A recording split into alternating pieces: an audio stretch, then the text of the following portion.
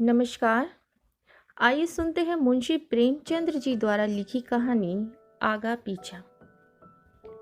रूप और यौवन के चंचल विलास के बाद कोकिला अब उस कलुषित जीवन के चिन्हों को आंसुओं से धो रही थी। विगत जीवन की याद आते ही उसका दिल बेचैन हो जाता। वह विषाद और निराशा से विकल होकर पुकार उठती, हाय, मैंने संसार में जन्म ही क्यों लिया। उसने दान और व्रत से उन कालिमाओं को धोने का प्रयत्न किया और जीवन के वसंत की सारी विभूति इस निष्फल प्रयास में लुटा दी। पर यह जागृति क्या किसी महात्मा का वरदान या किसी अनुष्ठान का फल था? नहीं, यह उस नवजात शिशु के प्रथम दर्शन का प्रसाद था, जिसके जन्म ने आज 15 साल से उसकी सूनी गोद को प्रदीप्त कर दिया था। शिशु का मुख देखते ही उसके नीले होठों पर एक क्षीण, करुण, उदास मुस्कुराहट झलक गई, पर केवल एक क्षण के लिए। एक क्षण के बाद वह मुस्कुराहट एक लंबी सांस में विलीन हो गई। उस अशक्त, क्षीण, कोमल रुदन ने कोकिला के जीवन का रुख फेर दिया। वात्सल्य की वह ज्योति उसके लिए जीवन संदेश और मूक उपदेश थी। कोकिला ने उस नवजात बालिका का नाम रखा श्रद्धा। उसी के जन्म ने तो उसमें श्रद्धा उत्पन्न की थी। वह श्रद्धा को अपनी लड़की नहीं, किसी देवी का अवतार समझती थी। उसकी सहेलियां उसे बधाई देने आती, पर कोकिला बालिका को उनकी नज़रों से छिपाती। उसे यह भी मंजूर न था कि उनकी पापमयी दृष्टि भी उस पर पड़े। श्रद्धा ही अब उसकी विभूति, उसकी आत्मा, उसका जीवन का दीपक थी। वह कभी कभी उसे गोद से लेकर शाद से छलकती हुई आंखों से देखती और सोचती, क्या यह पावन ज्योति भी वासना के प्रचंड आघातों का शिकार होगी? मेरे प्रयत्न निष्फल हो जाएंगे? क्या कोई ऐसी औषधि नहीं है जो जन्म के संस्कारों को मिटा दे? भगवान से वह सदैव प्रार्थना करती कि मेरी श्रद्धा किन्हीं कांटों में ना उलझे। वे वचन और कर्म से, विचार और व्यवहार से उसके सम्मुख नारी जीवन का ऊंचा आदर्श रखेगी। श्रद्धा इतनी सरल, इतनी प्रगल्भ, इतनी चतुर थी कि कभी कभी कोकिला वात्सल्य से गदगद होकर उसके तलवों को अपने मस्तक से रगड़ती और पश्चाताप तथा हर्ष के आंसू बहाती। 16 वर्ष बीत गए। पहले की भोली भाली श्रद्धा अब एक सगर्व, शांत, लज्जाशील नवयौवना थी, जिसे देखकर आंखें तृप्त हो जाती थी। विद्या की उपासिका थी, पर सारे संसार से विमुख। जिनके साथ वह पढ़ती थी वह उससे बात भी न करना चाहती थी। मातृ स्नेह के वायुमंडल में पढ़कर वह घोर अभिमानी हो गई थी। वात्सल्य के वायुमंडल, सखी सहेलियों के परित्याग, रात दिन की घोर पढ़ाई और पुस्तकों के एकांतवास से अगर श्रद्धा को अहम भाव हो आया तो आश्चर्य की कौन सी बात है। उसे किसी से भी बोलने का अधिकार न था। विद्यालय में भले घर की लड़कियां उसके सहवास में अपना अपमान समझती थी। रास्ते में लोग उंगली उठाकर कहते, कोकिला रंडी की लड़की है, उसका सिर झुक जाता। कपोल क्षण भर के लिए लाल होकर दूसरे ही क्षण फिर चूने की तरह सफेद हो जाते। श्रद्धा को एकांत से प्रेम था, विवाह को ईश्वरीय कोप समझती थी। यदि कोकिला ने कभी उसकी बात चला दी तो उसके माथे पर बल पड़ जाते, चमकते हुए लाल चेहरे पर कालीमा छा जाती, आंखों से झरझर आंसू बहने लगते। कोकिला चुप हो जाती। दोनों के जीवन आदर्शों में विरोध था। कोकिला समाज के देवता की पुजारिन, श्रद्धा को समाज से, ईश्वर से और मनुष्य से घृणा। यदि संसार में उसे कोई वस्तु प्यारी थी तो वह थी उसकी पुस्तकें। श्रद्धा उन्हीं विद्वानों के संसर्ग में अपना जीवन व्यतीत करती, जहाँ ऊंच नीच का भेद नहीं, जाति पाति का स्थान नहीं, सबके अधिकार समान हैं। श्रद्धा की पूर्ण प्रकृति का परिचय महाकवि रहीम के एक दोहे के पद से मिल जाता है, प्रेम सहित मरीबो भलो जो विष दे बुलाए। अगर कोई सप्रेम बुलाकर उसे विष दे देता तो वे नत जानू हो अपने मस्तक से लगा लेती, किंतु अनादर से दिए हुए अमृत की भी उसकी नज़रों में कोई हकीकत ना थी। एक दिन कोकिला ने आंखों में आंसू भरकर श्रद्धा से कहा, क्यों मन्नी, सच बताना, तुझे ये लज्जा तो लगती होगी कि मैं क्यों इसकी बेटी हुई। यदि तू किसी ऊंचे कुल में पैदा हुई होती तो क्या तब भी तेरे दिल में ऐसे विचार आते? तू मन ही मन मुझे जरूर कोसती होगी। श्रद्धा माँ का मुख देखने लगी। माता से इतनी श्रद्धा कभी उसके दिल में पैदा नहीं हुई थी। कांपते हुए सर में बोली, अम्मा जी, आप मुझसे ऐसा प्रश्न क्यों करती हैं? क्या मैंने कभी आपका अपमान किया है? कोकिला ने गदगद होकर कहा, नहीं बेटी, उस परम दयालु भगवान से यही प्रार्थना है कि तुम्हारी जैसी सुशील लड़की सबको दे। पर कभी कभी ये विचार आता है कि तू अवश्य ही मेरी बेटी होकर पछताती होगी। श्रद्धा ने धीर कंठ से कहा, अम्मा, आपकी ये भावना निर्मूल है। मैं आपसे सच कहती हूँ, मुझे जितनी श्रद्धा और भक्ति आपके प्रति है उतनी किसी के प्रति नहीं। आपकी बेटी कहलाना मेरे लिए लज्जा की बात नहीं, गर्व की बात है। मनुष्य परिस्थितियों का दास होता है। आप जिस वायुमंडल में पली उसका असर तो पड़ना ही था, किंतु पाप के दलदल में फंसकर फिर निकल आना अवश्य गौरव की बात है। बहाव की ओर से नाव खेले जाना तो बहुत सरल है, किंतु जो नाविक बहाव के प्रतिकूल खेले जाता है वही सच्चा नाविक है। कोकिला ने मुस्कुराते हुए पूछा, तो फिर विवाह के नाम से क्यों चिढ़ती है? श्रद्धा ने आंखें नीची करके उत्तर दिया, बिना विवाह के जीवन व्यतीत नहीं हो सकता। मैं कुमारी ही रहकर जीवन बिताना चाहती हूँ। विद्यालय से निकलकर कॉलेज में प्रवेश करूँगी और 2-3 वर्ष बाद हम दोनों स्वतंत्र रूप से रह सकती हैं। डॉक्टर बन सकती हूँ, वकालत कर सकती हूँ। औरतों के लिए सब मार्ग खुल गए हैं। कोकिला ने डरते डरते पूछा, क्यों? क्या तुम्हारे हृदय में कोई दूसरी इच्छा नहीं होती? किसी से प्रेम करने की अभिलाषा तेरे मन में नहीं पैदा होती? श्रद्धा ने एक लंबी सांस लेकर कहा, अम्मा जी, प्रेम विहीन संसार में कौन है? प्रेम मानव जीवन का श्रेष्ठ अंग है। यदि ईश्वर की ईश्वरता कहीं देखने में आती है तो वह केवल प्रेम में। जब कोई ऐसा व्यक्ति मिलेगा जो मुझे वरने में अपनी मानहानि न समझेगा तो मैं तन मन धन से उसकी पूजा करूंगी। पर किसके सामने हाथ पसार कर प्रेम की भिक्षा मांगूं? यदि किसी ने सुधर के क्षणिक आवेश में विवाह कर भी लिया तो मैं प्रसन्न न रह सकूंगी। इससे तो कहीं अच्छा है कि मैं विवाह का विचार ही छोड़ दूं। इन्हीं दिनों महिला मंडल का एक उत्सव हुआ। कॉलेज से रसिक विद्यार्थी काफी संख्या में सम्मिलित हुए। हॉल में तिल भर भी जगह खाली न थी। श्रद्धा भी आकर स्त्रियों की सबसे अंत की पंक्ति में खड़ी हो गई। उसे यह सब स्वांग मालूम होता था। आज प्रथम ही बार वह ऐसी सभा में सम्मिलित हुई थी। सभा की कार्यवाही शुरू हुई। प्रधान महोदय की वक्तृता के पश्चात प्रस्ताव पेश होने लगे और उनके समर्थन के लिए वक्तृताएं होने लगीं, किंतु महिलाएं उनकी वक्तृताएं भूल गईं। यहाँ उन पर सभा का रौब ऐसा छा गया कि उनकी वक्तृता शक्ति लोप हो गई। वह कुछ टूटे फूटे जुमले बोलकर बैठने लगी। सभा का रंग बिगड़ने लगा। कई लेडियां बड़ी शान से प्लेटफॉर्म पर आई, किंतु 2-3 शब्दों से अधिक न बोल सकी। नवयुवकों को मजाक उड़ाने का अवसर मिला। कह कहर पड़ने लगे, तालियां बजने लगी। श्रद्धा उनकी यह दुर्जनता देखकर तिल मिला उठी। उसका अंग प्रत्यंग फड़कने लगा। प्लेटफॉर्म पर जाकर वह कुछ इस शान से बोली कि सभा पर आतंक छा गया। कोलाहल शांत हो गया। लोग टकटकी बांधकर उसे देखने लगे। श्रद्धा स्वर्गीय बाला की भांति धारावाहिक रूप में बोल रही थी। उसके प्रत्येक शब्द से नवीनता, सजीवता और दृढ़ता प्रतीत होती थी। उसके नव यौवन की सुरभि भी चारों ओर फैलकर सभा मंडप को अवाक कर रही थी। सभा समाप्त हुई। लोग टीका टिप्पणी करने लगे। एक ने पूछा, यह स्त्री कौन थी भाई? दूसरे ने उत्तर दिया, अरे भाई, उसी कोकिला रंडी की लड़की। तीसरे व्यक्ति ने कहा, तभी आवाज और सफाई है।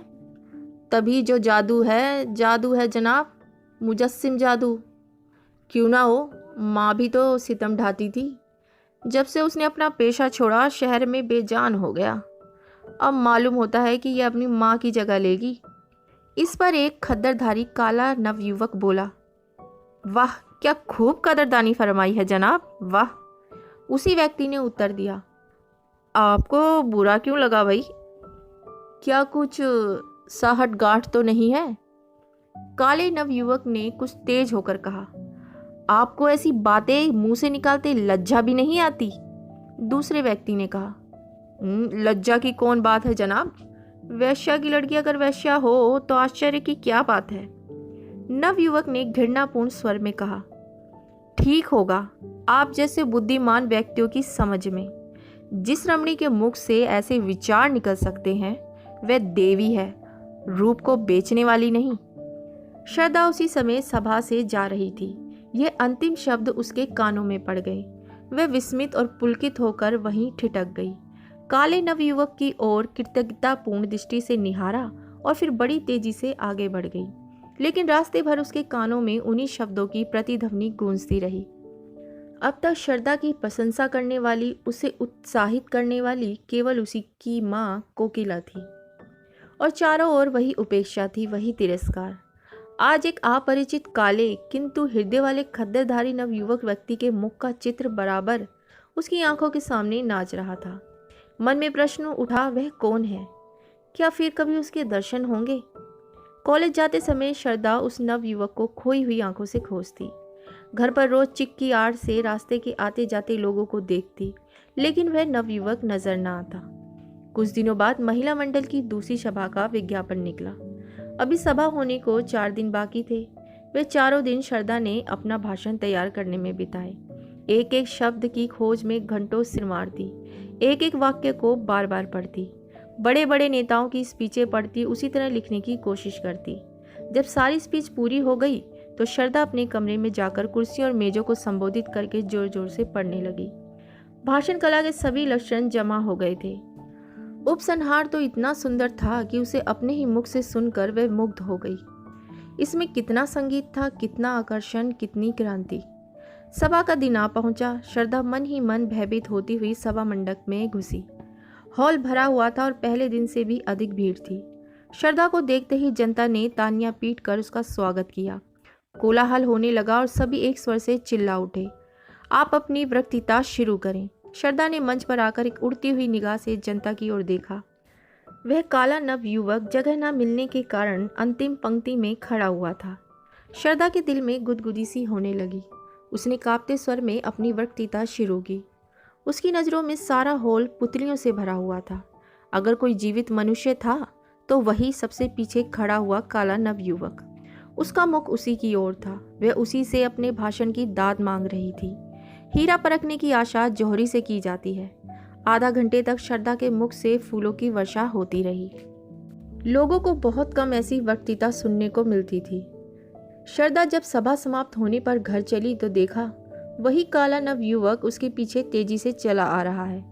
श्रद्धा को यह मालूम था कि लोगों ने उसका भाषण बहुत पसंद किया है, लेकिन इस नवयुवक की राय सुनने का अवसर उसे नहीं मिला था। उसने अपनी चाल धीमी कर दी। दूसरे ही क्षण वह नवयुवक उसके पास पहुंच गया। दोनों कई कदम चुपचाप चलते रहे। अंत में नवयुवक ने झिझकते हुए कहा, "आज तो आपने कमाल कर दिया।" श्रद्धा ने प्रफुल्लता के रेत को दबाते हुए कहा, "धन्यवाद, यह आपकी कृपा है।" नवयुवक ने कहा, "मैं किस लायक हूँ? मैं ही नहीं, सारी सभा सिर ढूंढ रही थी।" श्रद्धा, "क्या आपका शुभ स्थान यही है?" नवयुवक, "जी हाँ, यहाँ मैं एमए में पढ़ रहा हूँ। यह ऊंच नीच का भूत न जाने कब तक हमारे सिर पर सवार रहेगा। अभाग्य से मैं भी उन लोगों में हूँ जिन्हें संसार नीच समझता है। मैं जाति का चमार हूँ। मेरे पिता स्कूल के इंस्पेक्टर के यहाँ अर्दली थे। उनकी सिफारिश से स्कूल में भर्ती हो गया। तब से भाग्य से लड़ता भिड़ता चला रहा हूँ। पहले तो स्कूल के मास्टर मुझे छूते भी ना थे। वे हालात तो अब नहीं रहे, किंतु लड़के अब भी मुझसे खिंचे रहते हैं।" श्रद्धा, "मैं तो कुलीनता को जन्म से नहीं, धर्म से मानती हूँ।" नवयुवक, "यह तो आपकी वक्तृता से ही सिद्ध हो गया है और इसी से आपसे बातें करने का साहस भी हुआ। नहीं तो कहाँ आप और कहाँ मैं?" श्रद्धा ने अपनी आंखें नीची करके कहा, "शायद आपको मेरा हाल मालूम नहीं।" नवयुवक, "बहुत अच्छी तरह से मालूम है। यदि आप अपनी माताजी के दर्शन करवा सकें तो आपका बड़ा आभारी रहूँगा। वह आपसे मिलकर बड़ी प्रसन्न होंगी। आपका शुभ नाम?" "मुझे भगत राम कहते हैं।" यह परिचय धीरे धीरे स्थिर और दृढ़ होता गया। मैत्री प्रगाढ़ होती गई। श्रद्धा की नज़रों में भगत राम एक देवता थे और भगत राम के समक्ष श्रद्धा मानवीय रूप में देवी थी। 1 साल बीत गया। भगत राम रोज देवी के दर्शन को जाता। दोनों घंटों बैठे बातें किया करते। श्रद्धा कुछ भाषण करती तो भगत राम सब काम छोड़कर सुनने जाता। उनके मंसूबे एक थे, जीवन के आदर्श एक, रुचि एक, विचार एक।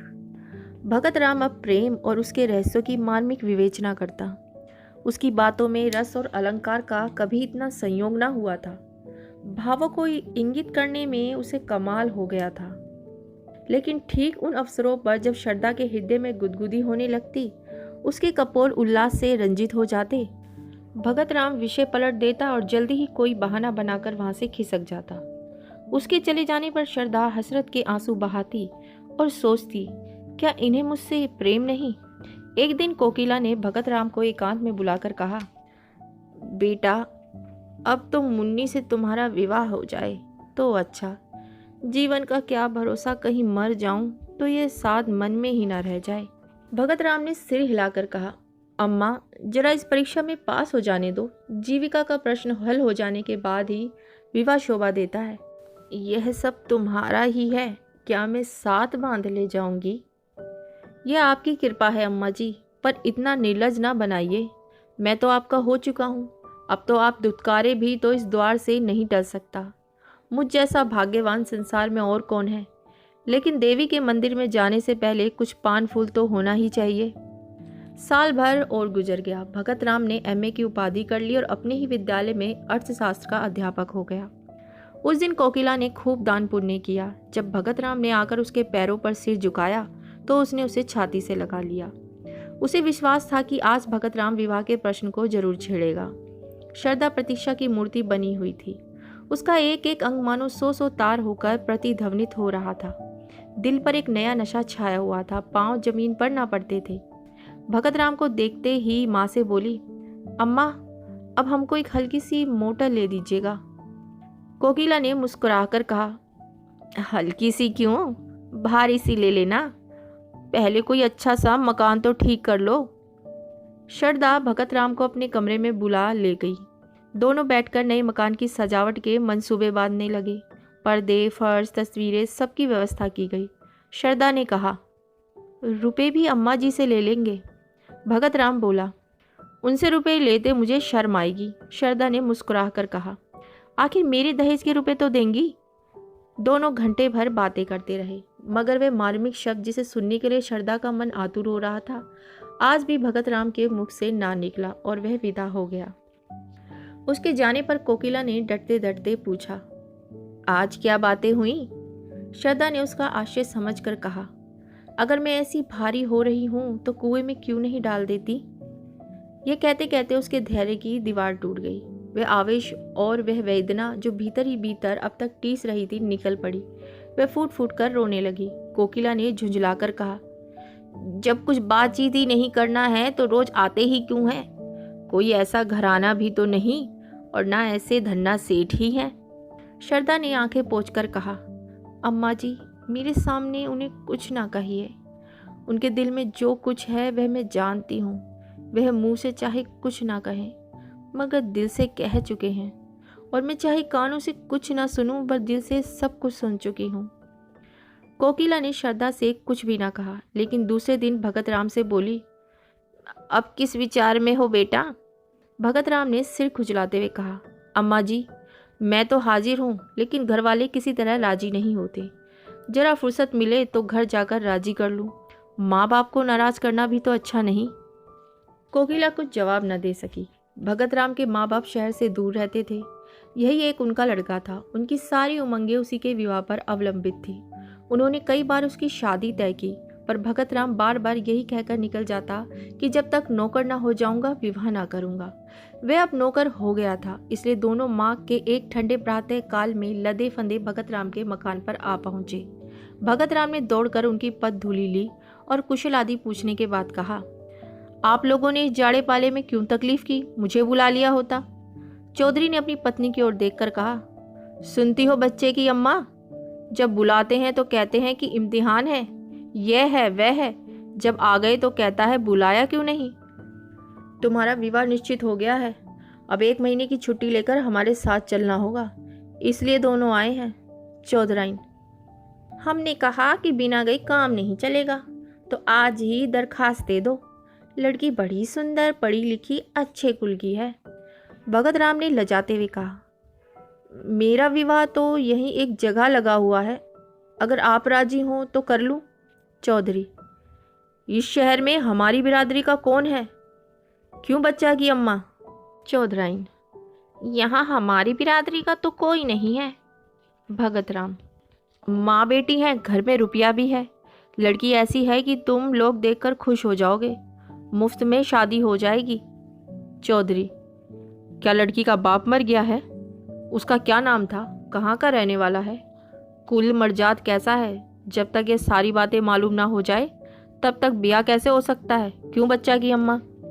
चौधराइन, हाँ हाँ, बिना इन बातों का पता लगाए कैसे हो सकता है? भगत राम ने कोई जवाब नहीं दिया।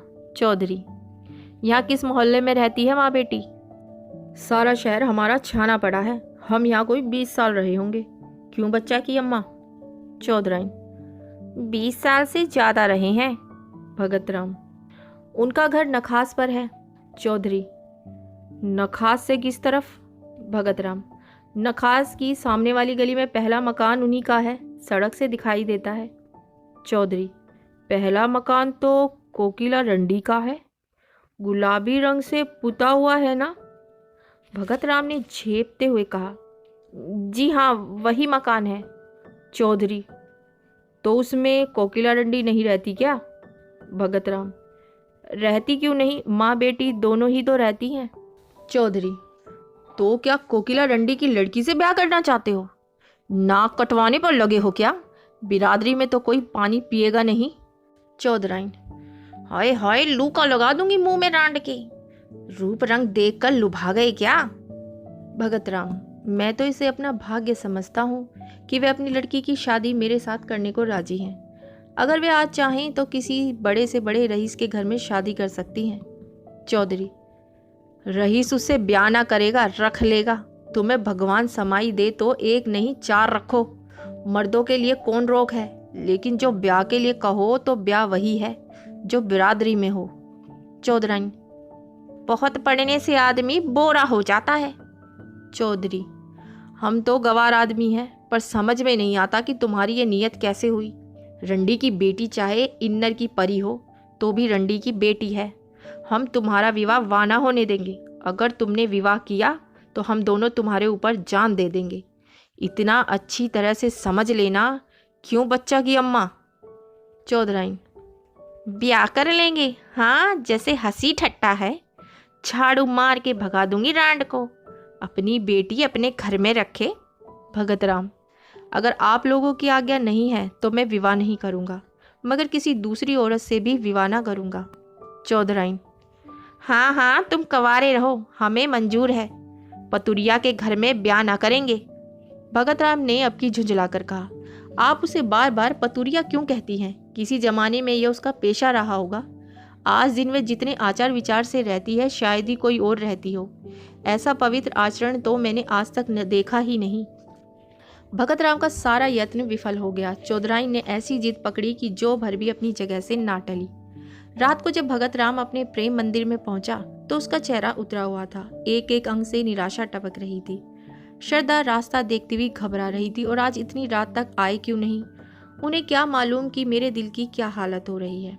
यार दोस्तों से छुट्टी मिलेगी तो भूलकर इधर भी आ जाएंगे। कोकिला ने कहा, मैं तो तुझसे कह चुकी कि उनका अब वह मिजाज नहीं रहा, फिर भी तू नहीं मानती। आखिर इस टाल मटोल की कोई हद भी है। श्रद्धा ने दुखित होकर कहा, अम्मा जी, मैं आपसे 1000 बार विनय कर चुकी हूँ कि चाहे लौकिक रूप में कुमारी ही क्यों ना रहूं, लेकिन हृदय से उनकी ब्याहता हो चुकी। अगर ऐसा आदमी भी विश्वास करने के काबिल नहीं है तो फिर नहीं जानती कि किस पर विश्वास किया जा सकता है। इसी समय भगत राम निराशा की मूर्ति बने हुए कमरे के भीतर आए। दोनों स्त्रियों ने उनकी ओर देखा। कोकिला की आंखों में शिकायत थी और श्रद्धा की आंखों में वेदना। कोकिला की आंखें कह रही थी कि क्या तुम्हारे रंग ढंग हैं। श्रद्धा की आंखें कह रही थी, इतनी निर्दयता। भगत राम ने धीमे वेदनापूर्ण स्वर में कहा, आप लोगों को आज बहुत देर तक मेरी राह देखनी पड़ी, मगर मैं मजबूर था। घर से अम्मा और दादा आए हुए हैं, उन्हीं से बातें कर रहा था। कोकिला बोली। घर पर तो सब कुशल है ना? भगत राम ने सिर झुकाए हुए कहा, जी हाँ, सब कुशल है। मेरा विवाह का मसला बेस है। पुराने ख्याल के आदमी हैं, किसी तरह भी राजी नहीं होती। कोकिला का मुख तमतमा उठा। बोली, हाँ हाँ, क्यों राजी होंगे? हम लोग उनसे भी नीच है ना। लेकिन जब तुम उनकी इच्छा के दास थे तो उनसे पूछकर यहाँ आना जाना चाहिए था। इस तरह हमारा अपमान कर कर तुम्हें क्या मिला? यदि मुझे मालूम होता कि तुम अपने माँ बाप के इतने गुलाम हो तो यह नौबत ही काहे को आती। शारदा ने देखा कि भगत राम की आंखों से आंसू गिर रहे हैं। विनीत भाव से बोली, अम्मा जी, माँ बाप की मर्जी का गुलाम होना कोई पाप नहीं है। अगर मैं आपकी उपेक्षा करूं तो क्या आपको दुख ना होगा? यही हाल उन लोगों का भी तो होगा। शारदा ये कहती हुई अपने कमरे की ओर चली और इशारे से भगत राम को भी बुलाया। कमरे में बैठकर दोनों कई मिनट तक पृथ्वी की ओर ताकते रहे। किसी में भी साहस ना था कि उस सन्नाटे को तोड़े। अंत में भगत राम ने पुरुषोचित वीरता से काम लिया और कहा, शारदा, इस समय मेरे हृदय के भीतर तुमुल युद्ध हो रहा है। मैं शब्दों में अपनी दशा बयान नहीं कर सकता। जी चाहता है कि विष खाकर जान दे दूं। तुमसे अलग रहकर जीवित रह सकता, केवल तड़प सकता हूँ। मैंने ना जाने उनकी कितनी खुशामद की, कितना रोया, कितना गिड़गिड़ाया, लेकिन दोनों अपनी बातों पर अड़ रहे हैं। बार बार यही कहते हैं कि अगर ये ब्याह होगा तो हम दोनों तुम पर अपनी जान दे देंगे। उन्हें मेरी मौत मंजूर है, लेकिन तुम मेरे हृदय की रानी बनो, यह मंजूर नहीं। शारदा ने सांत्वना देते हुए कहा, प्यारे, मुझसे उनका घृणा करना उचित है। पढ़े लिखे आदमियों में भी ऐसे कितने निकलेंगे, इसमें उनका कोई दोष नहीं। मैं सवेरे उनके दर्शन करने जाऊंगी। शायद मुझे देखकर उनका दिल पिघल जाए। उनकी धोतियाँ धोऊंगी, उनके पैर दाबा करूंगी। वे सब करूंगी जो उनकी मनचाही बहू करती। इसमें लज्जा की कौन सी बात? उनके तलवे सहलाऊंगी, भजन गाकर सुनाऊंगी। मुझे बहुत से देहाती गीत आते हैं। अम्मा जी के सिर के सफ़ेद बाल चुनूंगी। मैं दया नहीं चाहती, मैं तो प्रेम की चेहरी हूँ। तुम्हारे लिए मैं सब करूंगी, सब कुछ। भगत राम को ऐसा मालूम हुआ मानो उसकी आंखों की ज्योति बढ़ गई है अथवा शरीर में कोई दूसरी ज्योतिर्मय आत्मा आ गई है। उसके हृदय का सारा अनुराग, सारा विश्वास, सारी भक्ति आंखों से उमड़कर शारदा के पैरों की ओर जाती हुई मालूम हुई। मानो किसी घर से नन्हे नन्हे लाल कपोल वाले, रेशमी कपड़ों वाले, घुंघराले वाले बालों वाले बच्चे हंसते हुए निकलकर खेलने जा रहे हों। चौधरी और चौधराइन को शहर आए हुए 2 सप्ताह बीत गए। वे रोज जाने के लिए कमर कसते, लेकिन फिर रह जाते। शारदा उन्हें जाने ना देती। सवेरे जब उनकी आंखें खुलती तो शारदा उनके स्नान के लिए पानी तपाती हुई होती। चौधरी को अपना हुक्का भरा हुआ मिलता। वे लोग जो ही नहाकर उठते, शारदा उनकी धोती छाटने लगती। दोनों उनकी सेवा और अविरत परिश्रम देखकर दंग रह जाते। ऐसी सुंदर, ऐसी मधुभाषिणी, ऐसी हंसमुख और चतुर रमणी चौधरी ने इंस्पेक्टर साहब के घर भी ना देखी थी। चौधरी को वे देवी मालूम होती और चौधराइन को लक्ष्मी। दोनों शारदा की सेवा और टहल व प्रेम पर आश्चर्य करते थे, किंतु तो भी कलंक और बिरादरी का प्रश्न उनके मुंह पर मोहर लगाए हुए था। 15वें दिन जब शारदा 10 बजे रात को अपने घर चली गई तो चौधरी ने चौधराइन से कहा, लड़की तो साक्षात लक्ष्मी है।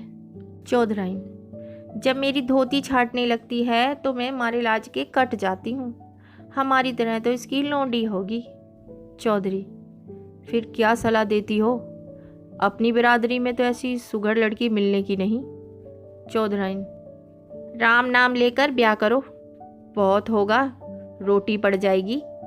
5 बीसी में तो रोटी होती है, कौन 56 टके लगते हैं।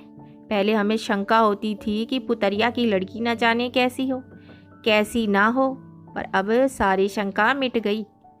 चौधरी, जब बातें करती है तो मालूम होता है मुंह से फूल झड़ते हैं। चौधराइन, मैं तो उसकी माँ को बखानती हूँ, जिसकी कोख में ऐसी लक्ष्मी जन्मी।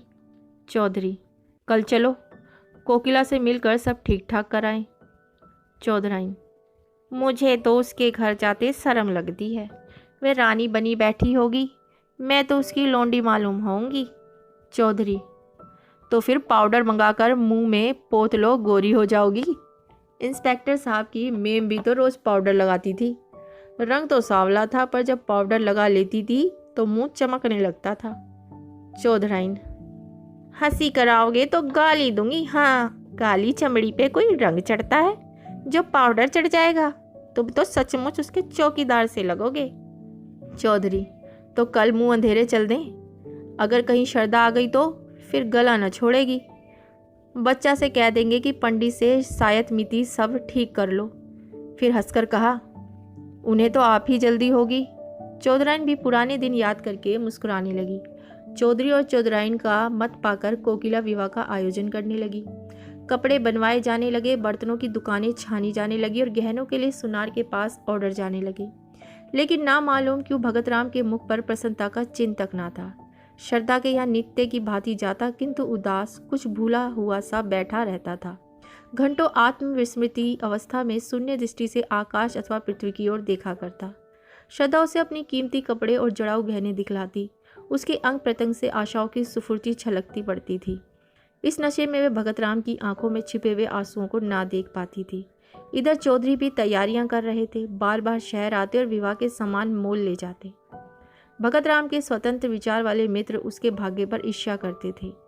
अप्सरा जैसी सुंदर स्त्री, कारू के खजाने जैसी दौलत, दोनों साथ ही किसे मैसर होते हैं, किंतु वह जो मित्रों की ईर्ष्या, कोकिला की प्रसन्नता, श्रद्धा की मनोकामना और चौधरी और चौधराइन के आनंद का कारण था, छिप छिप कर रोता था। अपने जीवन से दुखी था। चिराग तले अंधेरा छाया हुआ था। इस छिपे हुए तूफान की किसी को खबर भी ना थी, जो इसके हृदय में हाहाकार मचा रहा था। ज्यों ज्यों विवाह का दिन समीप आता था, भगत राम की बनावटी उमंग भी ठंडी पड़ती जाती थी। जब 4 दिन रह गए तो उसे हल्का सा ज्वर आ गया। वह श्रद्धा के घर भी न जा सका। चौधरी और चौधराइन तथा अन्य बिरादरी के लोग भी आ पहुंचे थे, किंतु सबके सब विवाह की धुन में इतने मस्त थे कि किसी का भी ध्यान उसकी ओर ना गया। दूसरे दिन वे घर से ना निकला। श्रद्धा ने समझा कि विवाह की रीतियों से छुट्टी ना मिली होगी। तीसरे दिन चौधराइन भगत राम को बुलाने गई तो देखा कि वह सहमी हुई विस्फारित आंखों से कमरे में एक कोने की ओर देखता हुआ दोनों हाथ सामने किए पीछे हट रहा है, मानो अपने को किसी के वार से बचा रहा हो। चौधराइन ने घबराकर पूछा, बच्चा कैसा जी है? पीछे इस तरह क्यों चले जा रहे हो? यहाँ तो कोई नहीं है। भगत राम के मुख पर पागलों जैसी अवचेतना थी। आंखों में भय छाया हुआ था। भीत स्वर में बोला, नहीं अम्मा जी, देखो वह श्रद्धा चली आ रही है। देखो उसके हाथों में 2 काली नागिन है। वे मुझे उन नागिनों से डसवाना चाहती है। अरे अम्मा, वह नज़दीक आ गई। श्रद्धा, श्रद्धा, तुम मेरी जान की क्यों बैरीन हो गई? क्या मेरे असीम प्रेम का यही परिणाम है? मैं तो तुम्हारे चरणों पर बलि होने के लिए सदैव तत्पर था, पर जीवन का मूल्य ही क्या है? तुम इस नागिनों को दूर फेंक दो। मैं यहाँ तुम्हारे चरणों पर लेटकर यहाँ जान निछावर कर दूंगा। हे, तुम न मानोगी। यह कहकर वह चित्त गिर पड़ा। चौधराइन ने लपक कर चौधरी को बुलाया। दोनों ने भगत राम को उठाकर चारपाई पर लिटा दिया। चौधरी का ध्यान किसी आसेब की ओर गया। वे तुरंत ही लौंग और राख लेकर आसेब उतारने का आयोजन करने लगे। स्वयं मंत्र तंत्र में निपुण थे। भगत राम का सारा शरीर ठंडा था, किंतु सिर तवे की तरह तप रहा था। रात को भगत राम कई बार चौंक कर उठा। चौधरी ने हर बार मंत्र फूंक कर अपने ख्याल से आसेब को भगाया। चौधराइन ने कहा, कोई डॉक्टर क्यों नहीं बुलाते? शायद दवा से कुछ फायदा हो। कल ब्याह और आज यह हाल। चौधरी ने निशंक भाव से कहा, डॉक्टर आकर क्या करेगा? वही पीपल वाले बाबा तो हैं। दवा दारू करना उनसे और राड बढ़ाना है। रात जाने दो, सवेरा होते ही एक बकरा और एक बोतल दारू उनकी भेंट की जाएगी। बस और कुछ करने की जरूरत नहीं। डॉक्टर बीमारी की दवा करता कि हवा बयार की? बीमारी उन्हें कोई नहीं है। कुल के बाहर ब्याह करने से ही देवता लोग रूठ गए हैं। सवेरे चौधरी ने एक बकरा मंगाया। स्त्रियां गाती बजाती हुई देवी के चौतरे की ओर चलीं। जब लोग लौटकर आए तो देखा कि भगत राम की हालत खराब है। उसकी नाड़ी धीरे धीरे बंद हो रही थी। मुख पर मृत्यु विभीषिका की छाप थी। उसके दोनों नेत्र से आंसू बहकर गालों पर ढुलक रहे थे, मानो अपूर्ण इच्छा का अंतिम संदेश निर्दय संसार को सुना रहे हों। जीवन का कितना वेदनापूर्ण दृश्य था। आंसू की 2 बूंदें। अब चौधरी घबराए। तुरंत ही कोकिला को खबर दी। एक आदमी डॉक्टर के पास भेजा। डॉक्टर के आने में भी तो देर थी। वह भगत राम के मित्रों में से थे, किंतु कोकिला और शारदा आदमी के साथ ही आ पहुंची। शारदा भगत राम के सामने आकर खड़ी हो गई। आंखों से आंसू बहने लगे। थोड़ी देर में भगत राम ने आंखें खोली और शारदा की ओर देखकर बोले, तुम आ गई शारदा, मैं तुम्हारी राह देख रहा था। यह अंतिम प्यार लो। आज ही सब आगा पीछा का अंत हो जाएगा, जो आज से 3 वर्ष पूर्व आरंभ हुआ था। इन 3 वर्षों में मुझे जो आत्मिक यंत्रणा मिली है, हृदय ही जानता है। तुम वफा की देवी हो, लेकिन मुझे रह रहकर यह भ्रम होता था, क्या तुम खून के असर का नाश कर सकती हो? क्या तुम एक ही बार में अपनी परंपरा की नीति छोड़ सकोगी? क्या तुम जन्म के प्राकृतिक नियमों को तोड़ सकोगी? इस भ्रमपूर्ण विचारों के लिए शोक न करना। मैं तुम्हारे योग्य ना था, किसी प्रकार भी और कभी भी। तुम्हारे जैसा महान हृदय ना बन सका। हाँ, इस भ्रम के वश में पड़कर संसार से मैं अपनी इच्छाएं बिना पूर्ण किए ही जा रहा हूँ। तुम्हारे अगाध निष्कपट निर्मल प्रेम की स्मृति सदैव ही मेरे साथ रहेगी। किंतु हाय अफसोस। कहते कहते भगत राम की आंखें फिर बंद हो गई। शारदा के मुख पर गाढ़ी लालिमा दौड़ गई। उसके आंसू सूख गए, झुकी हुई गर्दन तन गई, माथे पर बल बढ़ गए, आंखों में आत्म अभिमान की झलक आ गई। वह क्षण भर वहाँ खड़ी रही और दूसरे ही क्षण नीचे आकर अपनी गाड़ी में बैठ गई।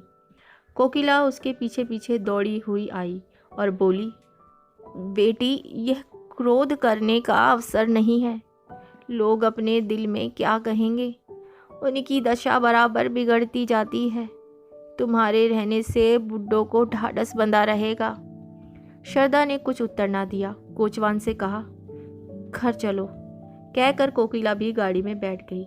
आज से शीत पड़ रहा था। आकाश में काले बादल छाए हुए थे।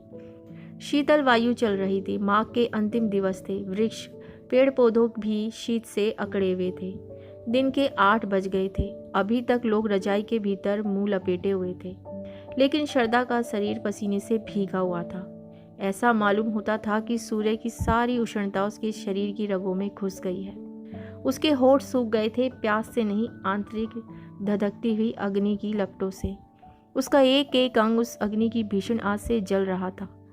उसके मुख से बार बार जलती हुई गर्म सांस निकल रही थी, मानो किसी चूल्हे की लपट हो। घर पहुंचते पहुंचते उसका फूल सा मुख मलिन हो गया। होठ पीले पड़ गए, जैसे किसी काले सांप ने डस लिया हो।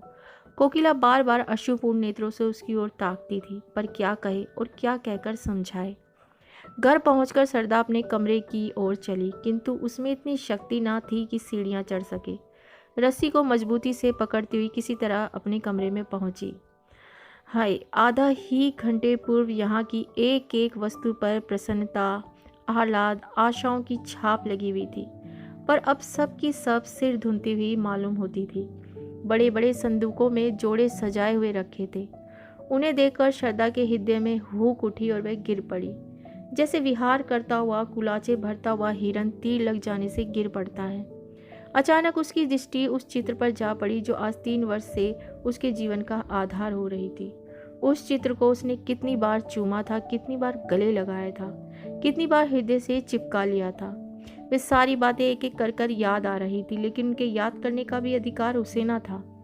हृदय के भीतर एक दर्द उठा जो पहले से कहीं अधिक प्राणकारी था, जो पहले से अधिक तूफान के समान भयंकर था। हाय, उस बढ़ने वाले के दिल को उसने कितनी यंत्रणा पहुंचाई। भगत राम के अविश्वास का यह जवाब, यह प्रत्युत्तर कितना रोमांचकारी और हृदय विदारक था। वे कैसी ऐसी निष्ठुर हो गई। उसका प्यारा उसकी नज़रों के सामने दम तोड़ रहा था। उसके लिए, उसकी सांत्वना के लिए एक शब्द भी मुंह से ना निकला। यही तो खून का असर है, इसके अतिरिक्त और हो ही क्या सकता है। आज पहली बार श्रद्धा को कोकिला की बेटी होने का पछतावा हुआ। वे इतनी स्वार्थरत, इतनी हृदयहीन है, आज ही उसे मालूम हुआ। वह त्याग, वह सेवा, वह उच्च आदर्श जिस पर उसे घमंड था, ढहकर श्रद्धा के सामने गिर पड़ा। वह अपनी ही दृष्टि में अपने को हे समझने लगी। वह स्वर्गीय प्रेम का ऐसा निराश्यपूर्ण उत्तर वेश्या की पुत्री के अतिरिक्त और कौन दे सकता है। श्रद्धा उसी समय कमरे से बाहर निकल कर वायु वेग से सीढ़ियां उतरती हुई नीचे पहुंची और भगत राम के मकान की ओर दौड़ी। वह आखिरी बार उसे गले लगाना चाहती थी, मिलना चाहती थी, अंतिम बार उसके दर्शन करना चाहती थी। वह अनंत प्रेम के कठिन बंधनों को निभाएगी और अंतिम श्वास तक उसी की बनकर रहेगी। रास्ते में कोई सवारी ना मिली। श्रद्धा थकी जा रही थी, सिर से पांव तक पसीने से नहाई हुई थी। ना मालूम कितनी बार वह ठोकर खाकर गिरी और फिर उठकर दौड़ने लगी। उसके घुटनों से रक्त निकल रहा था, साड़ी कई जगह से फट गई थी, मगर उस वक्त अपनी तन बदन की सुध तक ना थी। उसका एक एक रोआ सहर कंठ होकर ईश्वर से प्रार्थना कर रहा था। उस प्रातःकाल के दीपक की लो थोड़ी देर और बची रहे। उनके मुख से एक बार श्रद्धा का शब्द सुनने के लिए उसकी अंतरात्मा कितनी व्याकुल हो रही थी।